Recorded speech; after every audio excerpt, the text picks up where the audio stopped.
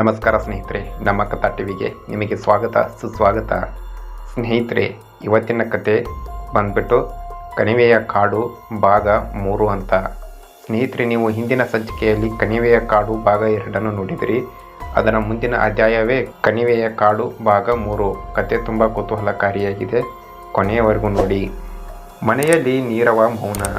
ಜನನ ಹೆಂಡತಿ ಹೊರಗೆ ಬಾಗಿಲು ಬಳಿಯಲ್ಲಿ ಅಳುತ್ತಾ ಕುಳಿತಿರ್ತಾಳೆ. ರಘು ಮನೆ ಹತ್ತಿರ ಹೋದ ತಕ್ಷಣ, ಸಾರ್, ದಯವಿಟ್ಟು ನಮ್ಮ ಮನೆಯವರನ್ನು ಕೊಲೆ ಮಾಡಿದವರನ್ನು ಹಿಡಿಯಿರಿ ಎಂದು ಅಳುತ್ತಾ ಬಿಕ್ಕುತ್ತಾ ಹೇಳ್ತಾಳೆ. ಆಯ್ತಮ್ಮ, ಸಮಾಧಾನ ಮಾಡ್ಕೊಳ್ಳಿ, ನಾನು ತನಿಖೆ ನಡೆಸುತ್ತೇನೆ, ನಿಮಗೆ ನ್ಯಾಯ ಕೊಡಿಸುತ್ತೇನೆ ಅಂತ ಸಮಾಧಾನ ಮಾಡ್ತಾರೆ ರಘು. ಅಮ್ಮ, ನಿಮ್ಮ ಮನೆಯಲ್ಲಿ ಎಷ್ಟು ಜನ ಇದ್ದೀರಿ ಅಂದ ರಘು. ಅಳುತ್ತಲೇ 4 ಜನ ಸರ್ ಅಂತ ಉತ್ತರಿಸ್ತಾಳೆ. ನಾನು, ಮನೆಯವರು ಮತ್ತು ನನ್ನ 2 ಮಕ್ಕಳು ಸರ್ ಅಂತ ಹೇಳ್ತಾಳೆ. ಈಗ ನಮ್ಮನ್ನು ಯಾರು ನೋಡ್ಕೋತಾರೆ ಎಂದು ಬಿಕ್ಕಿ ಬಿಕ್ಕಿ ಅಳುತ್ತಾ ಹೇಳ್ತಾಳೆ. ರಘುಗೆ ಹೇಗೆ ಸಮಾಧಾನ ಮಾಡುವುದು ಎಂದು ತಿಳಿಯಲಿಲ್ಲ. ಅಮ್ಮ, ದಯವಿಟ್ಟು ಸಮಾಧಾನ ಮಾಡ್ಕೊಳ್ಳಿ, ನಮಗೆ ಗೊತ್ತಾಗುತ್ತದೆ ನಿಮ್ಮ ಕಷ್ಟ, ಆದರೂ ನಮ್ಮ ತನಿಖೆಗೆ ಸ್ವಲ್ಪ ಸಹಕರಿಸಿ ಅಂದ. ಸ್ವಲ್ಪ ಸಮಾಧಾನ ಮಾಡಿಕೊಂಡು ಸರ್ ಹೇಳಿ ಅಂದಳು. ನಿಮ್ಮ ಮನೆಯವರು ಏನು ಕೆಲಸ ಮಾಡ್ತಿದ್ರು ಅಂತ ರಘು ಕೇಳ್ತಾನೆ. ಸರ್, ಅವರು ಊರಿನ ಗೌಡ್ರ ಜಮೀನಿನಲ್ಲಿ ಕೆಲಸ ಮಾಡ್ತಿದ್ರು ಅಂದಳು. ಏನು ಕೆಲಸ ಇದ್ರು ರಾತ್ರಿ 8 ಗಂಟೆ ಒಳಗೆ ಮನೆಗೆ ಬರುತ್ತಿದ್ರು. ಮೊನ್ನೆ ರಾತ್ರಿ ಮಾತ್ರ ಎಷ್ಟು ಹೊತ್ತಾದರೂ ಬರಲೇ ಇಲ್ಲ. ಬೆಳಿಗ್ಗೆ ಬಂದದ್ದ ಹೆಣವಾಗಿ ಅಂತ ಅಳುತ್ತಾ ಹೇಳ್ತಾಳೆ. ಅಮ್ಮ, ಸಮಾಧಾನ ಮಾಡ್ಕೊಳ್ಳಿ ಅಂತ ಮತ್ತೆ ರಘು ಹೇಳ್ತಾನೆ. ಮತ್ತೆ ನಿಮಗೆ ಯಾರಾದ್ರ ಮೇಲೆ ಸಂಶಯ ಇದೆಯಾ ಅಂತ ಕೇಳ್ತಾನೆ ರಘು. ಇಲ್ಲ ಸರ್, ಅವರು ಯಾರೊಂದಿಗೂ ದ್ವೇಷ ಕಟ್ಕೊಂಡವರಲ್ಲ, ಯಾರೋ ಪಾಪಿ ಈ ಥರ ಮಾಡಿದ್ದಾನೆ ಅಂದಳು. ಅಂದ ಹಾಗೆ ನಿಮ್ಮ ಹೆಸರು ಏನಂದ್ರಿ ಅಮ್ಮ ಅಂತ ಕೇಳ್ತಾನೆ. ಜಯ ಅಂದಳು ಅವಳು.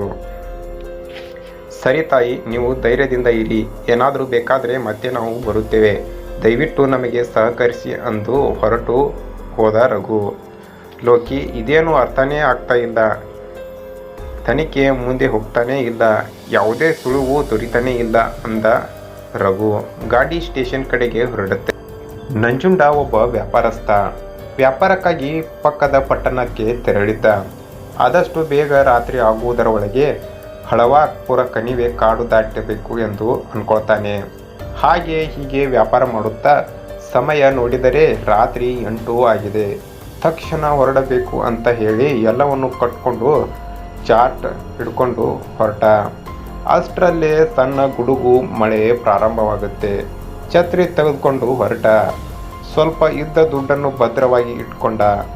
ಹಾಗೆ ನಡೆದು ಕಣಿವೆಯ ಕಾಡಿನ ಬಳಿ ಬರುವ ಹೊತ್ತಿಗೆ 9 ಗಂಟೆ ಮೇಲಾಗಿರುತ್ತೆ. ಅವನಿಗೆ ಗೊತ್ತಿದೆ, ತುಂಬ ಅಪಾಯಕಾರಿ ಜಾಗ, ಹೋಗುವುದು ಬೇಡ ಅನಿಸಿದರೂ ಹುಚ್ಚು ಧೈರ್ಯ ಅವನಿಗೆ ಹೋಗೇ ಬಿಡೋಣ ಅನಿಸಿತು.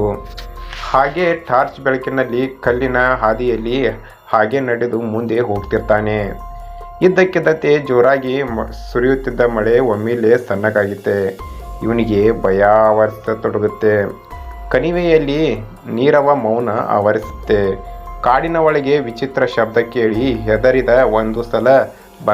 ಒಂದೇ ಸಲ ಬಂದ ಕೂಗು ಕಣಿವೆಯಲ್ಲಿ 3 ಬಾರಿ ಪ್ರತಿಧ್ವನಿಸುತ್ತೆ. ನಂಜುಂಡನಿಗೆ ಇದ್ದ ಧೈರ್ಯ ಒಮ್ಮೆಲೆ ಕುಸಿಯುತ್ತೇ ಹೋಗುತ್ತೆ. ಆ ಜಾಗಕ್ಕೆ ಭಯ ಬಂದು ಆವರಿಸಿಕೊಳ್ಳುತ್ತೆ. ಹೆಜ್ಜೆ ಮುಂದೆ ಇಡುತ್ತಲೇ ದುಸ್ತರವಾಯಿತು.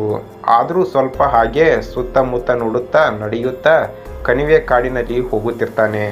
ಮೊನ್ನೆ ತಾನೇ ಒಂದು ಹೆಣ ಬಿದ್ದಿದೆ, ಅಯ್ಯೋ ದೇವರೇ ಕಾಪಾಡು ಅಂತ ಮನಸ್ಸಿನಲ್ಲಿಯೇ ಎಲ್ಲ ದೇವರನ್ನು ಬೇಡ್ಕೊಳ್ತಾನೆ.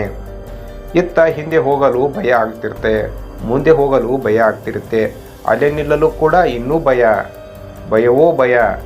ದೇವರೇ ಕಾಪಾಡು ಅಂತ ಜೋರಾಗಿ ಹೆಜ್ಜೆ ಹಾಕುತ್ತಾ ಮಳೆ ಸಣ್ಣಗೆ ಬರುತ್ತಿದೆ. ಕಲ್ಲಿನ ಮೇಲೆ ಸ್ವಲ್ಪ ಜರುತ್ತಿದೆ. ಕಣಿವೆಯ ಕಾಡಿನ ಹತ್ತಿರದ ಸ್ಮಶಾನದ ಪಕ್ಕ ನಡೆದು ಬರುತ್ತಿದ್ದಂತೆ ಕಾಡಿನಲ್ಲಿ ಯಾರೋ ನಡೆದ ಶಬ್ದ ಅವನಿಗೆ ಮತ್ತೆ ಭಯ ಜಾಸ್ತಿ ಆಗುತ್ತೆ. ಟಾರ್ಚ್ ಬೆಳಕಿನಲ್ಲಿ ದೂರದವರೆಗೆ ಕಾಣಿಸಲಿಲ್ಲ. ಕಾಡಿನ ಒಂದು ಬೆಳಕು ಕಾಣಿಸಿತು. ಅದು ಮುಂದೆ ಹೋಗುವುದು ತಿಳಿಯಿತು. ಅಯ್ಯ, ಇದು ಕೊಳೆ ದೆವ್ವನೇ, ನಾನು ಸತ್ಯ ಇನ್ಮೇಲೆ ಅಂತ ಮನಸ್ಸಿನಲ್ಲಿ ಅಂದ್ಕೊಂಡು, ಆದರೆ ಕೂಗಲು ಸ್ವರವೇ ಬರಲಿಲ್ಲ. ಇವನು ಕಣಿವೆಯಲ್ಲಿ ಮುಂದೆ ಹೋಗದಂತೆ ಆ ಬೆಳಕು ಹಾಗೆ ಕಾಡಿನ ಒಳಗೆ ಮುಂದೆ ಬರುತ್ತಾ ಹೋಯಿತು. ಸ್ಮಶಾನ ದಾಟಿ ಮುಂದೆ ಬಂದ. ಇನ್ನೂ ಸ್ವಲ್ಪ ದೂರ ನಡೆದರೆ ಕಣಿವೆಯ ಕಾಡು ದಾಟಿದಂತೆ ಆಗುತ್ತೆ ಅಂತ ದೇವರಲ್ಲಿ ಬೇಡ್ಕೊಳ್ತಾನೆ. ಮಳೆ ಬರುತ್ತಿದ್ದರೂ ಹೆದರಿ ಬೆವತು ನೀರಾದ. ಆ ಬೆಳಕು ಸ್ವಲ್ಪ ಕಾಡಿನ ಅಂತ್ಯದವರೆಗೆ ಬಂದು ಇವನು ಕಣಿವೆಯ ಕಾಡು ದಾಟಿದ ತಕ್ಷಣ ವಾಪಸ್ ಹೊರಗಲು ಶುರುವಾಗುತ್ತೆ. ದೇವರೇ ನನ್ನನ್ನು ಉಳಿಸಿದ್ದು ಇನ್ನು ಯಾವತ್ತೂ ರಾತ್ರಿ ಬರುವುದಿಲ್ಲ ಎಂದು ಮನಸ್ಸಿನಲ್ಲಿಯೇ ತೀರ್ಮಾನಿಸಿದ್ದ. ಬೆಳಿಗ್ಗೆ ಮೊದಲು ಈ ವಿಷಯನ ಗೌಡರಿಗೆ ತಿಳಿಸಬೇಕೆಂದು ಬೇಗ ಮನೆ ಕಡೆ ಹೆಜ್ಜೆ ಹಾಕ್ದ. ಸ್ನೇಹಿತರೆ, ಮುಂದೆ ಏನಾಯಿತು ಎನ್ನುವುದನ್ನು ಮುಂದಿನ ಸಂಚಿಕೆಯಲ್ಲಿ ನೋಡೋಣ. ಈ ಕತೆ ನಿಮಗೆ ಇಷ್ಟ ಆದರೆ ಲೈಕ್ ಕೊಡಿ ಮತ್ತು ನಮ್ಮ ಚಾನಲ್ನ ಸಬ್ಸ್ಕ್ರೈಬ್ ಮಾಡಿ. ಈ ಕಥೆಯ ಬಗ್ಗೆ ನಿಮ್ಮ ಅನಿಸಿಕೆ ಏನಂತ ಕಮೆಂಟ್ ಮಾಡಿ.